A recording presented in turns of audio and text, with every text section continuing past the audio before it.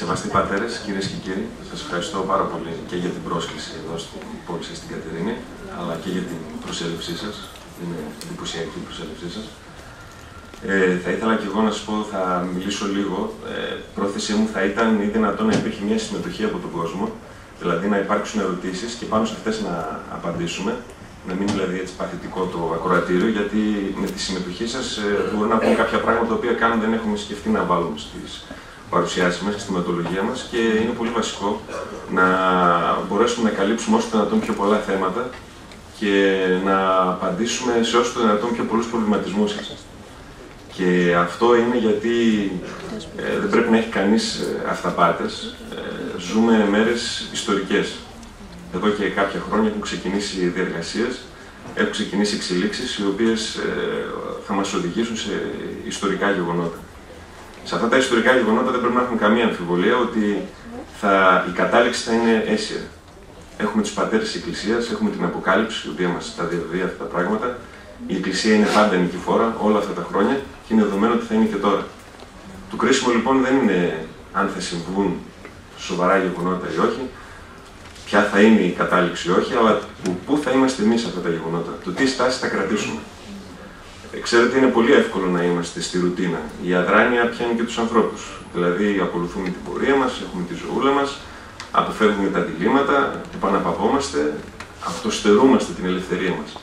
Έρχονται λοιπόν οι στιγμές που πρέπει να πάρουμε κάποιες αποφάσεις. Κάποιες αποφάσεις που να είναι κρίσιμες, που αφορούν τα παιδιά μας, αφορούν το μέλλον μας, αφορούν τις οικογένειές μας, αφορούν την ψυχή μας. Σε αυτές λοιπόν τις αποφάσεις, πάντα, όταν πρέπει να τις κάνουμε εκεί με τον εαυτό μας, βάζουμε λογικά επιχειρήματα. Βάζουμε την ψυχή μας, βάζουμε την καρδιά μας και φυσικά εκείνη την ώρα είναι που γίνονται οι εσωτερικές εργασίες, όπου έχουμε τους πειρασμούς, όπου έχουμε τις ερωτήσεις, όπου θα πούμε ναι, αλλά μήπως αυτοί που μας τα πάνε αυτά είναι γραφικοί, μήπως αυτοί που μας τα λένε αυτά είναι άνθρωποι που δεν ξέρουν, είναι άνθρωποι θουσιώδες, τους συμφέρουν ποιο είναι, τι πρέπει να κάνουν. Αυτές λοιπόν τις απορίες και αυτές τις αμφιβολίες που έχετε, θα το επαναλάβω κεφάλι, σκεφτείτε τις και να τις κουβεντιάσουμε και να τις πούμε τώρα. Είτε νομικές, είτε θεολογικές, όχι φυσικά θα μιλήσω θεολογικά, είτε κοινωνικές, είτε οτιδήποτε άλλο. Να το κουβεντιάσουμε, να κάνουμε μια κουβέντα και να μπορέσουμε να πάρουμε τις αποφάσεις μας. Για να είμαστε στεναροί όλοι και να μπορέσουμε όλοι να αντιμετωπίσουμε αυτά τα οποία πρόκειται να συμβούν. Ή που μπορεί να δώσει ο Θεός να μην συμβούν με τον τρόπο.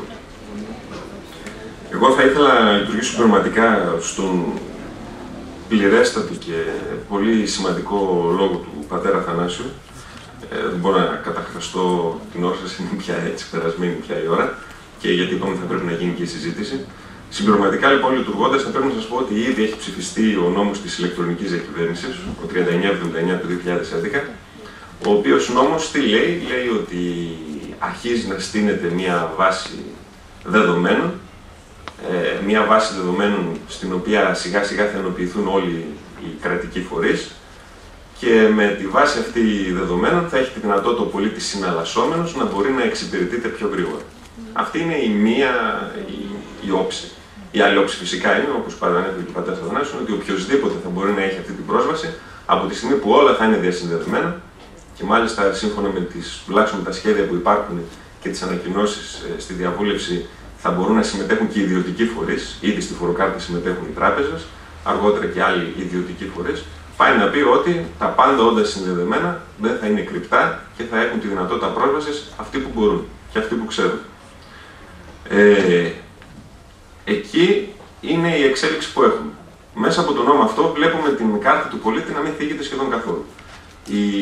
Οι θύνοντες γνωρίζουν τις αντιδράσεις του κόσμου για το θέμα αυτό.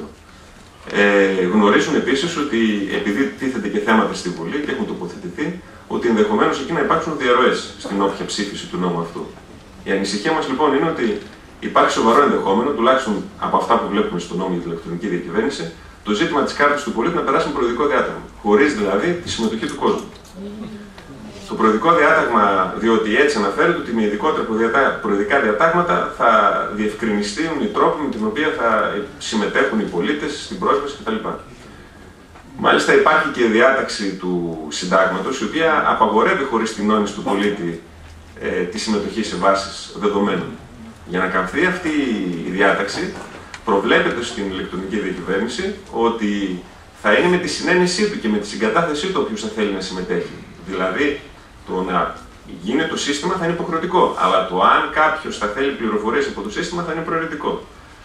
Φυσικά αυτό είναι ένα τέχνασμα, ένα τρίκ για να μπορέσει κανείς να ξεφύγει από αυτή τη συνταγματική πρόβλεψη. Κατά την άποψή μου, επίκειται συνταγματική αναθεώρηση και μάλιστα με αυτά που λέγονται θα είναι πολύ σημαντική και πολύ μεγάλη συνταγματική αναθεώρηση. Ακούγονται συζητήσεις για να αναθεωρηθούν και πράγματα που κανονικά δεν αναθεωρούνται. Εκεί πρέπει να είμαστε όλοι σε γρήγορους. Υπάρχει το άρθρο 120 συντάγματος, θα αναφερθούμε και πιο μετά. Να πούμε συνεχίζοντας ότι στην περίπτωση που θα βγει με ένα προεδρικό διάταγμα η κάρτα του πολίτη, εκεί φυσικά θα πρέπει να αντιδράσουμε νομικά όσοι μπορούμε και φυσικά το αν θα περπατήσει ή όχι η κάρτα του πολίτη θα είναι από τη δική μας την προσωπική τη στάση. Αυτό θα παίξει πάρα πολύ μεγάλο ρόλο. Τώρα, η κάρτα του πολίτη λοιπόν θα είναι ένα κλειδί το οποίο θα ανοίγει, σε πρώτη φάση τουλάχιστον, την είσοδό μας στην ηλεκτρονική διακυβέρνηση.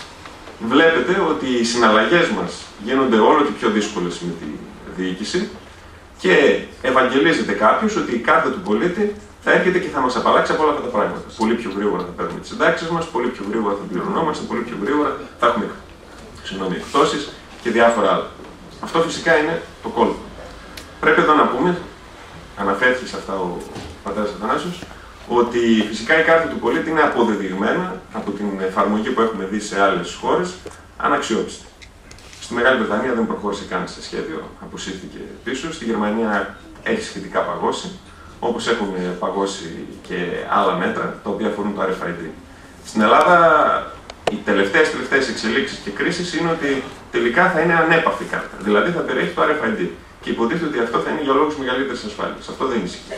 Η κάρτα RFID πάει να πει ότι έχουμε μια μικρή μνήμη, η οποία εκπέμπει και δέχεται, και από τη στιγμή που θα είναι και διαδραστική, όπως έχει γίνει ήδη, στη συνέδρια, ας πούμε, κάποιος με έναν αναγνώστη RFID μπορούσε να διαβάσει τα στοιχεία των κατοίκων των συμμετεχόντων σε μια συνάντηση όπως είμαστε εδώ. Μπορεί κάποιος να περνάει από τον δρόμο και να μπορούμε να δούμε αν κάποιος πέρασε από εκεί, τι ψώνισε, άρα κατά συνέπεια τι πράγματα έχει στο σπίτι του, να δούμε και να ξέρουμε τι βιβλία έχει δανειστεί ή διαβάζει, αν τρέφεται υγιεινά ή όχι, και επομένως αντιστοίχως οι ασφαλιστικές εταιρείες να προσαρμόσουν τα ασφάλιστρά τους, να δούμε με ποιους κάνει παρέα, αν πήγε από τα διόδια ή δεν πήγε και οτιδήποτε άλλο. Μπορείτε βέβαια σε αυτό να μου πείτε ότι ξέρεις, ναι, σε μια τέτοια εξέλιξη με τι πειράζει, εγώ θα είμαι νομοταγής και δεν έχω κανένα πρόβλημα. Αναφέρθηκε αυτό. Αυτή η ρίση χρησιμοποιήθηκε ιδιαίτερα, αν σας πω που, στην Ολλανδία. Η Ολλανδία ήταν πάρα πολύ αυστηρή στη θρησκεία ως προτεστάντες. Εάν πάει κανείς στην Ολλανδία θα διαπιστώσει ότι τα τζάμια δεν έχουν πατζούρια. Σε σημείο που εγώ τουλάχιστον και οι Έλληνες που είμαστε εκεί, όταν περπατάγαμε στον δρόμο, ντρεπόμασταν. Γιατί έβλεπες μια πολυκατοικία και να είναι όλες οι οικογένειες στην κοινή θέα. Αυτό ήταν με την λογική ότι δεν έχω να δείξω κάτι. Το γεγονός ότι δεν έχω να δείξω κάτι πάντως δεν σημαίνει και κάτι στην Ολλανδία ότι είναι πιο ηθική. Νομίζω ότι γνωρίζουμε όλοι τι ισχύει στην Ολλανδία και τι συμβαίνει. Σε αυτό πρέπει επίσης να ξέρετε ότι απλά το τα δείχνω όλα και δεν τρέπομαι πολλές φορές σημαίνει ότι γίνομαι πιο καλός υποκριτής. Και όχι κάτι άλλο. Γιατί πολύ απλά προσποιούμε. Και αυτό δεν είναι ίδιο ελληνικό.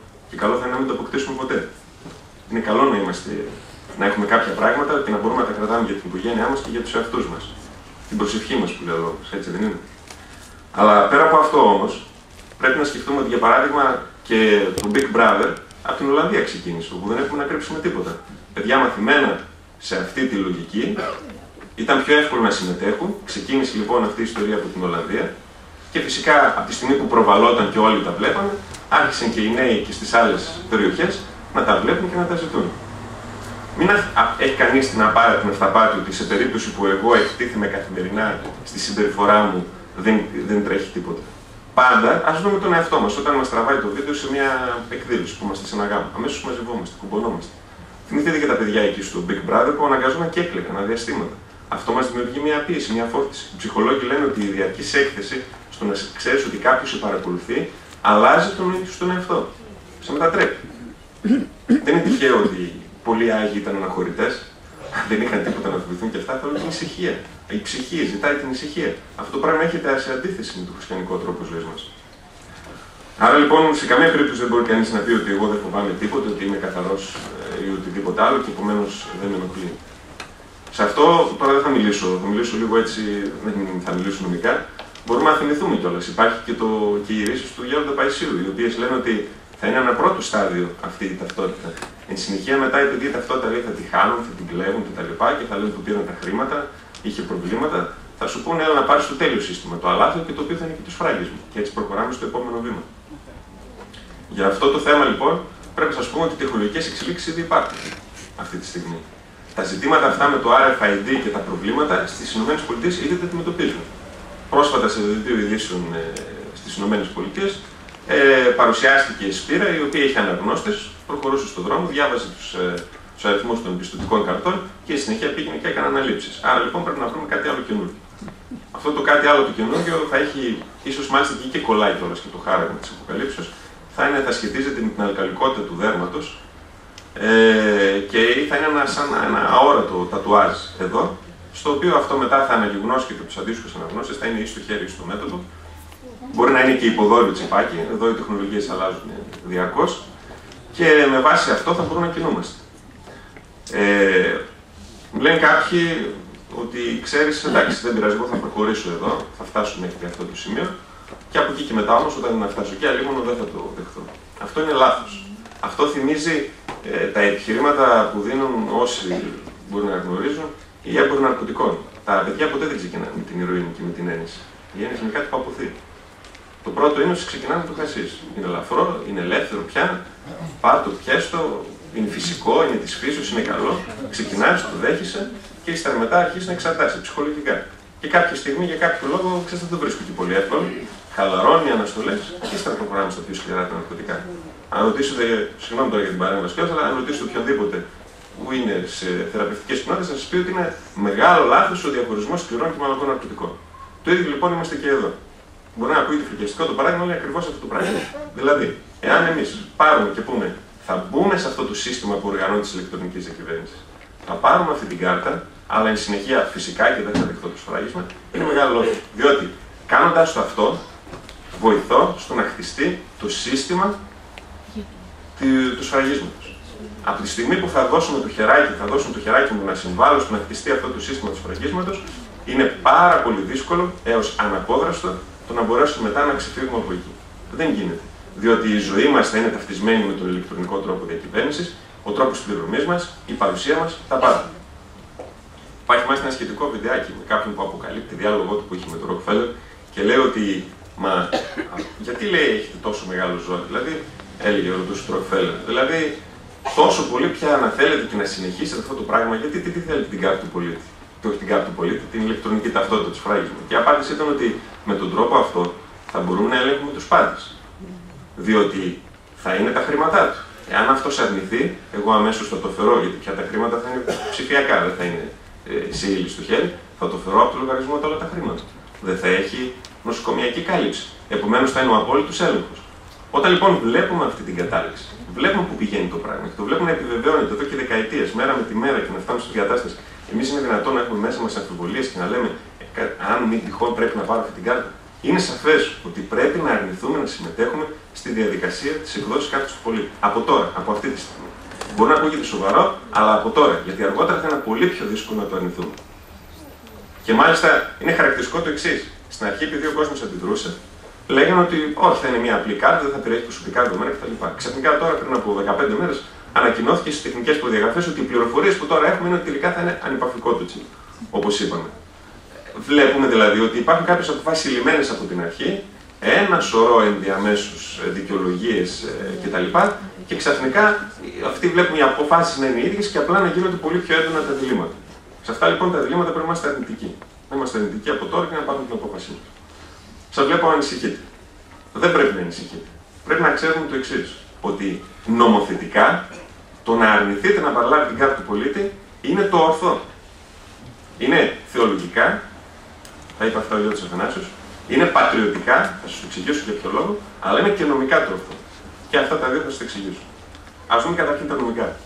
Λοιπόν, υπάρχει το Σύνταγμα, το οποίο είναι το ύψιστο νομοθέτημα. Εντάξει, με βάση αυτό ρυθμίζεται η πολιτεία μας, με βάση αυτό ρυθμίζεται η ελευθερία μας. Όπως έχω πει κι αλλού, οι Έλληνες ρακέντητοι μέσα στα αίματα και με το που απελευθέρωσαν 5 σπιθαμές γης, είπαν να κάνουν σύνταγμα. Μαζεύτηκαν στην συνέλευση και κάνουν ένα σύνταγμα.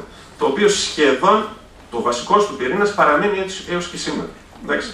Γιατί καταλάβουν και γνώριζαν αυτοί οι άνθρωποι ότι για να μπορώ να έχω την ελευθερία πρέπει να έχω ένα σύνταγμα. Εντάξει. Και αυτό το σύνταγμα μιλάει στο όνομα της Αγίας Κυρμοσίου και Αδιαιρέτου Τριάδος, μιλάει για την ανεξιθρησκεία, μιλάει για ότι η επικρατούσα θρησκεία όμως είναι η Ανατολική Ορθόδοξη μας Εκκλησία, μιλάει για την ελευθερία του ατόμου, για την ισότητα του ατόμου, για την προστασία της προσωπικότητάς του και για πολλά άλλα πράγματα. Αυτό λοιπόν το σύνταγμα που είναι τόσο πολύ σημαντικό είναι ο οδηγός μας, είναι ο κανόνας μας και όσο υπάρχει αυτό το σύνταγμα, για μένα, επειδή οι όποιες αυτές διατάξεις και κωδικά διατάγματα έρχονται σε αντίθεση με το σύνταγμα, πάει να πει ότι υπερισχύει. Υπάρχει βέβαια και το άρθρο 120 του συντάγματος, να σας το διαβάσω, το οποίο λέει ότι ο σφετερισμός με οποιοδήποτε τρόπο της λαϊκής κυριαρχίας και των εξουσιών που απορρέουν από αυτή, διώκεται μόλις αποκατασταθεί η νόμιμη εξουσία. Οπότε αρχίζει η παραγραφή του εγκλήματος. Η τήρηση του συντάγματος επαφείται στον πατριωτισμό των Ελλήνων, που υποδικαιούνται και υποχρεούνται να αντιστέκονται με κάθε μέσο εναντίον οποιοδήποτε επιχειρεί να του καταλύσει με τη βία. Δεν σας κάνω να πάρετε τα όπλα και να βγείτε έξω. Εντάξει, δεν είναι αλίμονο, δεν σημαίνει αυτό το πράγμα. Σημαίνει όμως ότι πρέπει να είμαστε σε επαγρύπνηση για το εάν τηρείται ή όχι το Σύνταγμα. Εάν όμως κάποιος με τη βία θελήσει να σας αφαιρέσει τα συνταγματικά σας δικαιώματα, ναι, τότε το ίδιο το Σύνταγμα σας δίνει και τη δυνατότητα να απαντήσετε κι εσείς με τη βία. Δεν το λέω έτσι, ούτε επαναστατικά ούτε κάτι άλλο. Αλλά θέλω να σας δείξω ότι για το συνταγματικό νομοθέτη πόσο πολύ σημαντικό πράγμα είναι η τήρηση του συντάγματος. Ας δούμε λοιπόν τώρα κάποιες διατάξεις, οι οποίες παραβιάζουν την κάρτα του πολίτη, συνταγματικές. Λοιπόν, θεμέλιο του πολιτεύματος είναι η λαϊκή κυριαρχία. Η λαϊκή κυριαρχία λοιπόν. Ούτε οι ιδιώτες, ούτε διατραπεζικοί οργανισμοί, ούτε το Διεθνές Νομισματικό Ταμείο, ούτε οτιδήποτε άλλο, άλλες εκτός Ελλάδος. Η λαϊκή κυριαρχία. Και φυσικά το έθνος. Όλες οι εξουσίες πηγάζουν από το λαό, υπάρχουν υπέρ αυτού και του έθνους και ασκούνται όπως ορίζει το Σύνταγμα. Υπέρ του έθνους λοιπόν. Δεν μπορεί λοιπόν να έρχεται ποτέ να υστερεί η εθνική προτεραιότητα έναντι τρίτων παγκοσμίων οργανισμών ή οτιδήποτε άλλο που έρχονται να μας επιβάλλουν κάτι. Αυτό θα το ξεκαθαρίσουμε. Ο σεβασμός και η προστασία της αξίας του ανθρώπου αποτελούν την πρωταρχική υποχρέωση της πολιτείας. Αναλυτικά, όχι αναλυτικά, έτσι ακροθυγώς είπα λίγο πιο πριν, για ποιο λόγο η κάρτα του πολίτη και το σύστημα της ηλεκτρονικής διακυβέρνησης και η συναλλαγή μέσω της κάρτας του πολίτη παραβιάζει την προστασία της αξίας του ανθρώπου. Επομένως, λοιπόν, μια παραβίαση συνταγματική. Έχουμε πια νόμους οι οποίοι δείχνουν ότι η πρωταρχική υποχρέωση της πολιτείας δεν είναι η προστασία της αξίας του ανθρώπου, αλλά είναι η προστασία του τραπεζικού συστήματος, η προστασία της ασφάλειας, η προστασία από πολλά άλλα πράγματα. Μία λοιπόν παραβίαση του συντάγματος. 2. Επικρατούσα θρησκεία στην Ελλάδα είναι η θρησκεία της Ανατολικής Ορθόδοξης Εκκλησίας του Χριστού. Η Ορθόδοξη Εκκλησία της Ελλάδος που γνωρίζει κεφαλή της τον Κύριον ημών Ιησού Χριστό, υπάρχει αναπόσπαστα ενωμένη δογματικά με τη Μεγάλη Εκκλησία της Κωνσταντινούπολης και με κάθε άλλη ομόδοξη Εκκλησία του Χριστού, τηρεί απαρασάλευτα όπως εκείνες τους ιερούς αποστολικούς κανόνες και συνοδικούς κανόνες και τις ιερές παραδόσεις. Το ίδιο λοιπόν το Σύνταγμα επιβάλλει στην πολιτεία να φροντίζει και να προστατεύει την Ανατολική Ορθόδοξη Εκκλησία. Η Ανατολική Ορθόδοξη Εκκλησία οφείλει να τηρεί τους αποστολικούς κανόνες, τους συνοδικούς κανόνες και τις ιερές παραδόσεις. Είναι δυνατό λοιπόν να έρχεται η πολιτεία και να καλεί την Εκκλησία με έψιλο κεφαλαίο να παραβιάσει τους κανόνες της? Δεν νιώθουμε όλη αυτή τη στιγμή ένα δίλημμα μέσα μας ότι παίρνοντας αυτή την κάρτα, πηγαίνοντας προς τα εκεί, έχουμε να παραβιάσουμε τους κανόνες? Αυτά που έχουν μιλήσει οι Άγιοι μας, οι πατέρες της Εκκλησίας, μιλάει το Ευαγγέλιο, η Αποκάλυψη. Άρα λοιπόν, δεύτερη τη συνταγματικότητα. Η ελευθερία της θρησκευτικής συνείδησης είναι απαραβίαστη. Η απόλαυση των ατομικών και πολιτικών δικαιωμάτων δεν εξαρτάται τη θρησκευτική πεποιθήσης του καθενός. Κάθε γνωστή θρησκεία είναι ελεύθερη. Η άσκηση λατρείας δεν επιτρέπει να προσβάλλει τη δημόσια τάξη τα χρηστά ήθη. Εδώ λοιπόν έχουμε έναν αντίλογο για κάποιους, με αφορμή αυτό το άρθρο, το οποίο λέει ότι εντάξει, μπορεί κανείς να έχει την ελευθερία πραγματικά της θρησκευτικής συνειδήσεως, αλλά από την άλλη όμως δεν μπορεί εξαιτίας των θρησκευτικών του πεποιθήσεων να απαλλαγεί από την εκπλήρωση των υποχρεώσεων του προς το κράτος. Δεν είναι ακριβώς έτσι τα πράγματα. Διότι εάν κάποιος επιβάλλει μια υποχρέωση, θα πρέπει η υποχρέωση αυτή να είναι νόμιμη. Επομένως, και για να το εξηγήσω λίγο, εάν κάποιος μας επιβάλλει να πάρουμε την κάρτα του πολίτη και εν συνεχεία να λειτουργήσει η κάρτα του πολίτη με τον τρόπο που διαφαίνεται μέσω της ηλεκτρονικής διακυβέρνησης ως μέσο παρακολούθησης και καταγραφής των πάντων, εντάξει, αυτό δεν είναι νόμιμο, διότι έρχεται σε αντίθεση με άλλες διατάξεις. Κατά συνέπεια, λοιπόν, εκεί μπορούμε να επικαλεστούμε τις θρησκευτικές μας πεποιθήσεις και γι' αυτό το λόγο και να αρνηθούμε. Και δεν έχουμε υποχρέωση να δεχθούμε, και δεν έχουμε την υποχρέωση να δεχθούμε την κάρτα του πολίτη. Αλλά πέρα από αυτό όμως, όπως έχει πολύ ορθά προταθεί από νομικούς, μεταξύ των οποίων και πρώην πρόεδρο του Αριού Πάγου, τον κ. Νικόπουλο, αν θυμάμαι καλά, έχει πει ότι εδώ μιλάει για άλλες θρησκείες. Η Ανατολική Ορθόδοξη Εκκλησία είναι κάτι διαφορετικό, είναι κάτι παραπάνω. Διότι πρέπει να το. Δυστυχώς αναγκαζόμαστε να το λέμε αυτό το πράγμα, έτσι φτάνουμε να τα αμφισβητούμε. Γιατί ντρεπόμαστε να βγάλουμε τη σημαία, ντρεπόμαστε να πούμε την προσευχή στο σχολείο, ακούγονται πια τέτοιες εικόνες. Αλλά καλός ή κακός όμως, πολύ καλός, είμαστε ένα έθνος Ορθόδοξο. Το Σύνταγμα μας ξεκινάει και λέει στο όνομα της Αγίας Φιωμουσίου και Διαρέτου Τριάδος. Κάποιοι άλλοι λαοί το βγάλαν. Η Ελβετία, ας πούμε, έκανε τροποποίηση στο Σύνταγμα και το έβγαλε. Κάποιοι εδώ στην Ελλάδα μπορεί να θέλουν να το βγάλουν. Ανοίξει το σκληρό πυρήνα του Συντάγματος που προμετωπίζετε και εδώ είμαστε κι εμείς, εάν θελήσει οποιοδήποτε να αντισταθούμε και να μην το δεχτούμε αυτό το πράγμα. Θα πρέπει λοιπόν να πούμε επίσης ότι υπάρχει και ένα θέμα το οποίο αφορά και προβλέπεται ήδη και πάλι μέσα στο Σύνταγμα και το οποίο αφορά τις βάσεις δεδομένων. Είναι αυτό που είχαμε αναφέρει στην ηλεκτρονική διακυβέρνηση και είχα πει και πιο πριν. Δεν μπορούν να γίνονται βάσεις δεδομένων χωρίς να υπάρχει συγκατάθεση του ίδιου του πολίτη. Αυτό το πράγμα παραβιάζεται. Να πούμε και ένα πρακτικό παράδειγμα του τι μπορεί να σημαίνει αυτό το πράγμα. Ας πούμε ότι έχουμε ένα παιδί, το οποίο επειδή στις εξαγγελίες είναι ότι θα υπάρχουν μέσα, θα λειτουργεί και ως ιατρικός φάκελος. Και να μην υπάρχει ως ιατρικός φάκελος, θα λειτουργεί ως το συνταγολόγιο τρόπο. Δηλαδή, βλέποντας κάποιους Γιάννης για να έχεις. Άμα δω τι φάρμακα παίρνει ένας, δεν μπορούμε να ξέρουμε τι πάσχει. Ας πούμε λοιπόν ότι υπάρχει ένα παιδάκι το οποίο πάσχει από κάτι, μια επιληψία, ας πούμε. Και πηγαίνει και κάνει τα χαρτιά του για να δουλέψει σε μια εταιρεία. Σε μια τράπεζα, για να μην πάμε πολύ μακριά. Οι τράπεζες έχουν ανακοινωθεί ότι μπορούν να έχουν πρόσβαση σε αυτές τις βάσεις δεδομένων. Γιατί υπάρχει συνεργασία της φοροκάρτας και έχει ανακοινωθεί ότι η φοροκάρτα θα συνδυαστεί με την κάρτα του πολίτη.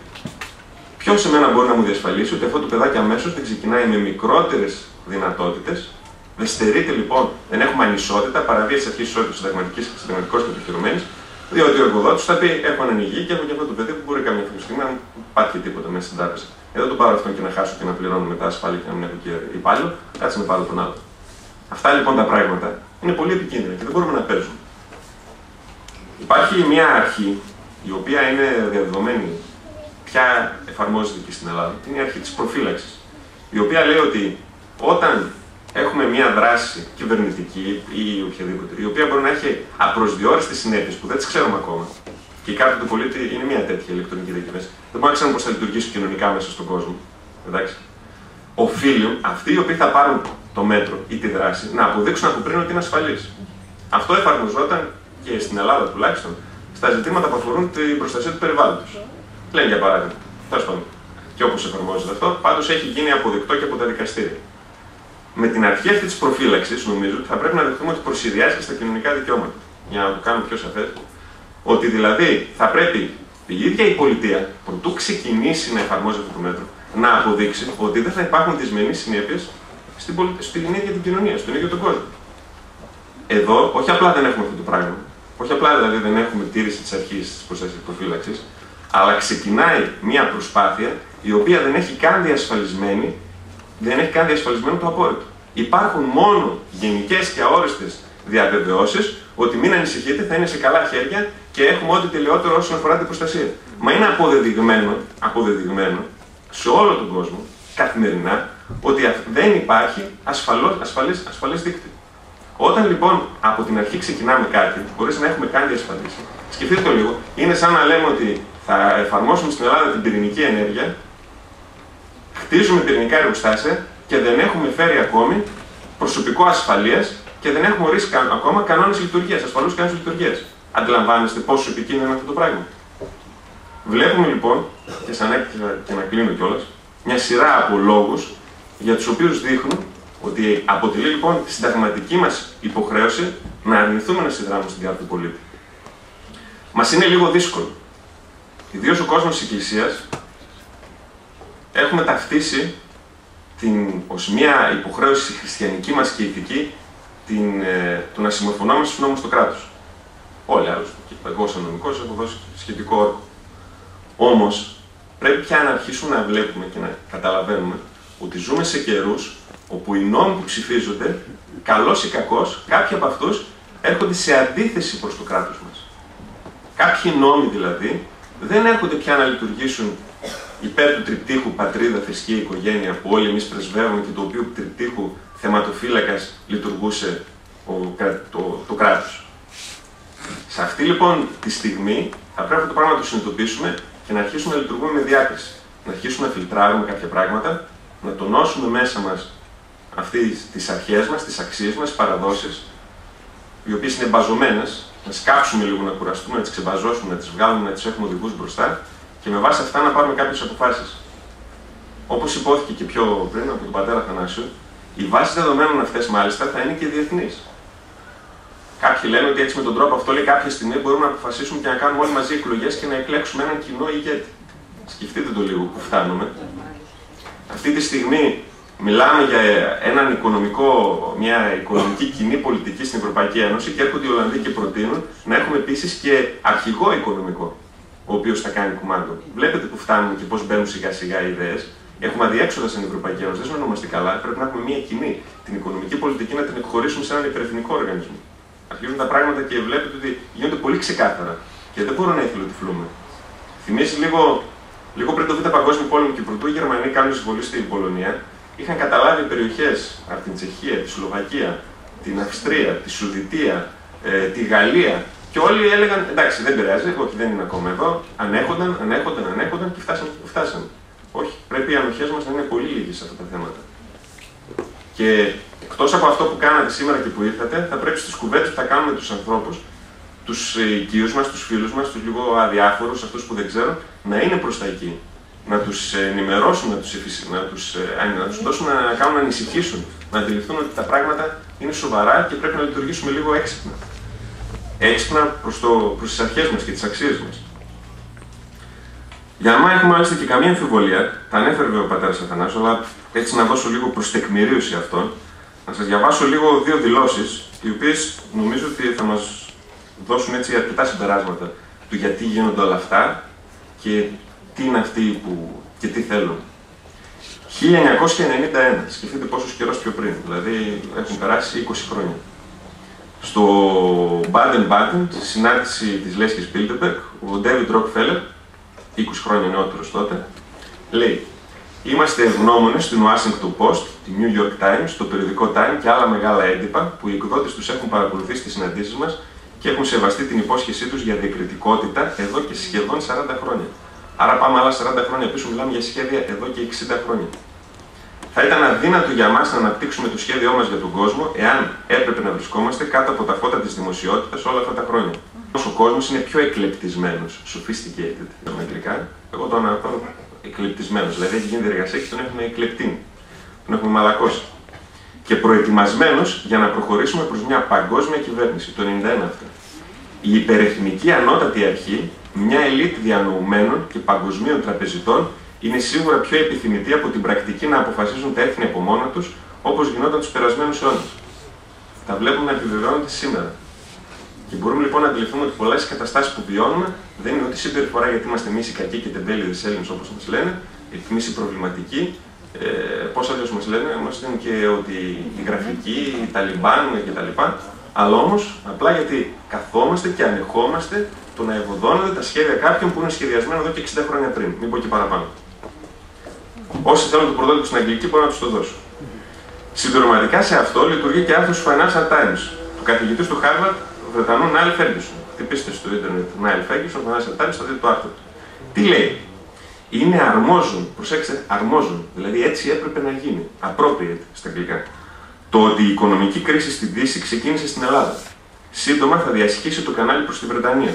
Θα βιώσουμε τώρα το καλοκαίρι. Αυτό το άρθρο είναι του 2009 νομίζω, όχι του 2010. Αλλά η ερώτηση κλειδί είναι πότε η κρίση θα φτάσει στον τελευταίο προμαχώνα της δυτικής ισχύως στην άλλη πλευρά του Ατλαντικού, στις ΗΠΑ. Τα οποία τα βλέπουμε και τώρα. Τι συνέβησαν, ότι η οικονομική κρίση και αν θα δανειστούμε και τι θα κάνουμε κτλ. Και καταλήγει κιόλας λέγοντας, έχοντας σχολιάσει, φέρεται να έχει πει, το ότι επειδή συμμετείχε στη Λέσχη, στη συνάντηση Λέσχη Bilderberg στην Αθήνα το 2009, η οποία να σας θυμίσω είχαν προσκληθεί και ο τότε πρωθυπουργός κ. Καραμανλής και ο μετέπειτα πρωθυπουργός κ. Παπανδρέου, πάρα πολλοί υπουργοί κτλ. Επίσης, δεν είναι τυχαίο ότι σε αυτές τις σκέψεις κάθε χρόνο συμμετέχει ο Έλληνας Υπουργός Οικονομικών και πιο πρώτης κρίσεως. Από πού και σου πω, Έλληνας Υπουργός Οικονομικών. Τέλος πάντων. Λοιπόν, και τότε το 2009 έχει συμμετάσχει και φαίνεται να έχει δηλώσει κιόλας, γιατί η λέξη αυτή την Bilderberg είχε γίνει 3-4 μήνες πρωτού ξεκινήσουν οι εκλογές εκείνες οι αποειδοποίητες του 2009 και ξαφνικά αποκαλυφθούν όλα αυτά κτλ. Και φαίνεται να έχει δηλώσει εκεί και να πει ότι όλα εκεί οργανώθηκαν στην Αθήνα. Ας αντιληφθούμε λοιπόν κάποια πράγματα, γιατί αυτά τα πράγματα έχουν συνέπειες στο πιστεύω μας, στην ατομική μας ελευθερία, στην τσέπη μας, στα παιδιά μας και σε οτιδήποτε άλλο. Και έχουμε υποχρέωση απέναντι σε αυτά τα πράγματα. Ότι υπάρχει, όχι ενδεχόμενο, υπάρχει ένα σχέδιο αποδεδειγμένο από τις ίδιες τις ρίζες, το οποίο ξεδιπλώνει μπροστά μας. Και εμείς καθόμαστε και το βλέπουμε, καθόμαστε και το δεχόμαστε. Θα αναφέρω κάτι άλλο. Κατά χρόνο του χρόνου, αλλά βλέπω το ακροατήριο έτσι λίγο με ενδιαφέρον.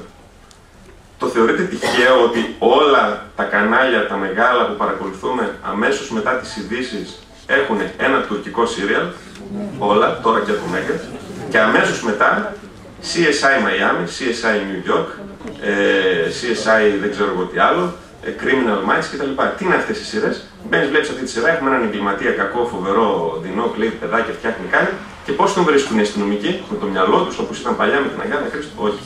Κομπιούτερ, βάσεις δεδομένων, μπήκα μέσα, τον έψαξα, αγόρασε εκεί, το βλέπω στην κάμερα, είναι εκεί πέρα κτλ. Διαρκώς στο μυαλό του ανθρώπου ότι κοίταξε να δεις, είναι κάτι χρήσιμο αυτό. Γιατί τι χρήσιμο είναι, πιάνουν τους κακούς εγκληματίες. Βλέπουμε φυσικά στην Αμερική που εφαρμόζονται αυτά τα πράγματα, τι ισχύει τελικά και κατά πόσο τους πιάνουν και ποια είναι η εγκληματικότητα και αναγκάζονται να φέρουν το στρατό για να αντιμετωπίσουν στις παρακουπόλεις τις συμμορίες που συστήνονται από τους εξαθλιωμένους. Κλείνοντας λοιπόν, θα πρέπει να σας πω ότι όπως βλέπουμε είναι πια πατριωτική και νομική μας υποχρέωση να αρνηθούμε να συμμετάσχουμε στη διαδικασία αυτή λήψεως στην κάρτα του πολίτη. Με την προσωπική μας στάση, με το να ενημερώσουμε τον κόσμο, τους ανθρώπους μας, τους αδελφούς μας, με το να απαρνηθούμε έστω και την ευκολία μας σε κάποια πράγματα και να είμαστε έτοιμοι να το θυσιάσουμε αυτό το πράγμα και πάνω απ' όλα να υπερασπιστούμε την ελευθερία. Διότι σας θυμίζω, το δίλημμα ήταν ελευθερία ή θάνατος. Ούτε ευκολία ή θάνατος, ούτε δάνειο ή θάνατος ή δεν ξέρω εγώ τι άλλο. Και όπως έχει πει και ο Βενιαμίν Φραγκλίνος, τότε που ήταν εκείνο ακόμη αθώο το αμερικανικό κράτος, στο λεπτάκι λίγο να σας το διαβάσω κιόλας, λέει ότι αυτοί που θα θυσίαζαν ουσιώδη ελευθερία για να εξαγοράσουν λίγη προσωρινή ασφάλεια, δεν είναι άξιοι ούτε για την ελευθερία, ούτε για την ασφάλεια. Σας ευχαριστώ.